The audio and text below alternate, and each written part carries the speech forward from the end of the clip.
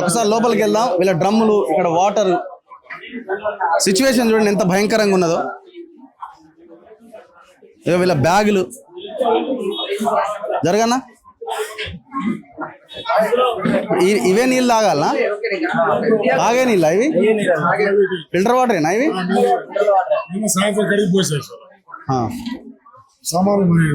మీవా? School bags ఇవి? So పిల్లల school bags ఇవి.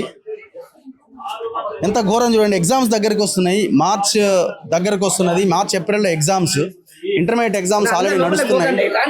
10th ఎగ్జామ్స్ మార్చి 14th నుంచి స్టార్ట్ కాబోతున్నాయి. ఇందులో కూడా ఎంతో మంది పిల్లలు ఇంటర్మీడియట్ 10th B.Ed చదువుతున్న పిల్లలు ఉన్నారు.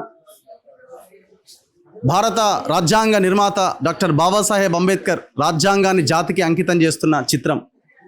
అక్కడ చాలా పెద్ద అంబేద్కర్ ఫోటో కనిపిస్తున్నది. సో భారత రాజ్యాంగాన్ని ఒక 10% అమలు చేసినా ఈ పేదలకి పరిస్థితి వచ్చేది కాదేమో. పొంగులేటి శ్రీనివాసరెడ్డి మళ్ళీ తీసుకొచ్చి మళ్ళీ వీళ్ళని అంబేద్కర్ భవనమే దిక్కైంది. చివరికి వీళ్ళకి పేదలకి అంబేద్కర్ భవనమే దిక్కైంది మళ్ళీ లాస్ట్కి. ఎంత దారుణమైన విషయం చూడండి. ఒక్కసారి లోపలికి వెళ్దాం. సిచ్యువేషన్ ఎంత వర్స్ట్గా ఉంది చూడండి. వాళ్ళ బీరువాలు, లైట్ ఉందా, కనబడుతుందా? సో వాళ్ళ బీరువాలు చూడండి ఒక్కసారి.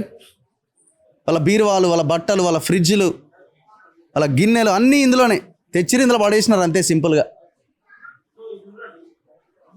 ఎంత ఎంత ఘోరమైన సిచ్యువేషన్ ఇది, ఎంత దారుణమైన పరిస్థితి ఇది. ఒక్క పొలిటికల్ లీడర్కి ఏనాడైనా ఈ సిచ్యువేషన్ మీకు ఎదురైందా?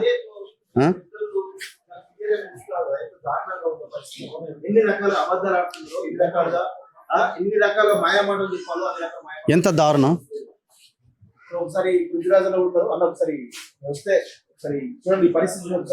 ఏమమ్మా